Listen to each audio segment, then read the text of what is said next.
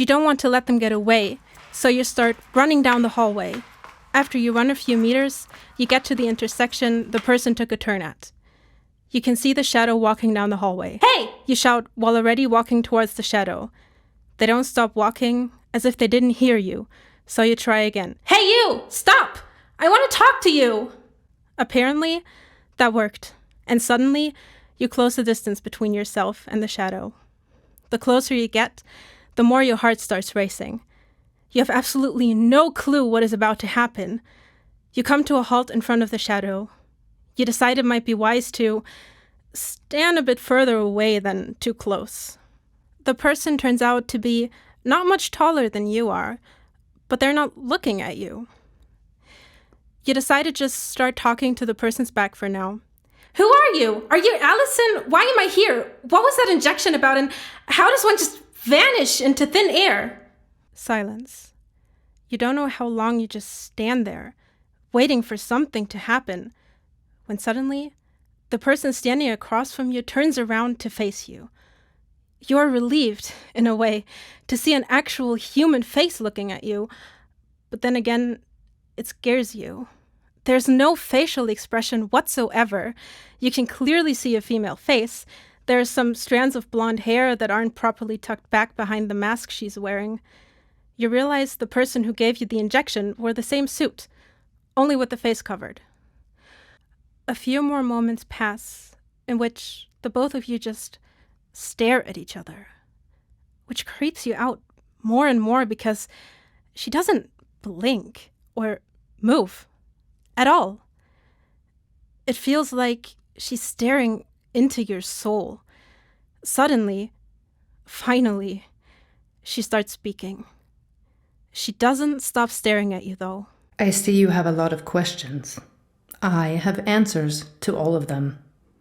I am Tessa, and I'm going to make better humans." Okay, so she looks creepy, sounds creepy, says creepy things. You decide she's just a creepy person. You aren't really sure what you're supposed to say, and quite frankly, you're getting incredibly uncomfortable with her just staring at you like that. "Well, this doesn't answer all of my questions. I would like to know why I'm here." Another moment of silence, this time for not so long. "I will give you all the answers you are seeking, and more. Do you wonder about your family and friends? The person you met outside? Flashbacks you might have experienced? Our, and especially your, cause here? There are answers to all these questions, and you'll get all of them. But there are conditions." Of course there are conditions.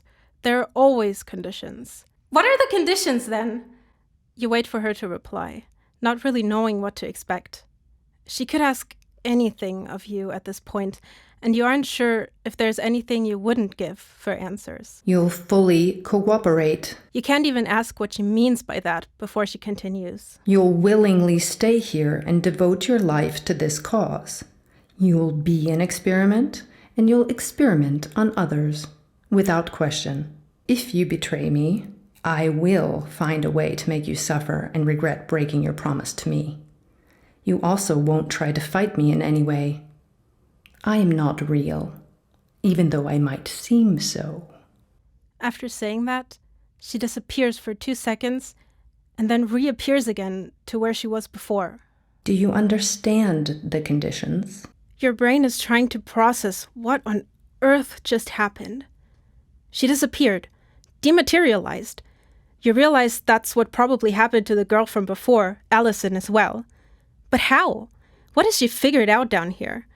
You also try to process what she said. So, you're supposed to agree to be a prisoner, but you'll be a prisoner either way because you don't have a choice in the first place. You'll either be an experiment willingly, or you'll be forced to be one. The latter does seem like it would be more exciting, although you do take her threat about making you suffer rather seriously.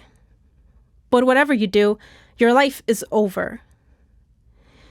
You stare at her and get ready to agree to her condition when you remember that you have got another choice.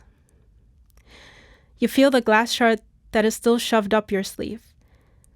Killing her seems impossible, since she's invincible, not real. If you try and fail, she'll probably make your life even more of a living hell than she's planning to already. There might be another way, though, one that scares you a lot.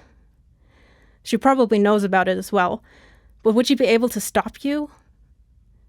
You're trying to figure out whether you'd rather die or live the rest of your life a prisoner.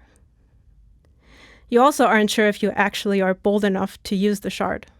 Maybe she's not that crazy after all, and it wouldn't be a completely horrible experience. You look at her once again. The glare in her eyes makes you dismiss that thought immediately. She is crazy, no doubt about that. You know you only have two options here. You either agree to her conditions, or you use the shard and be free that way.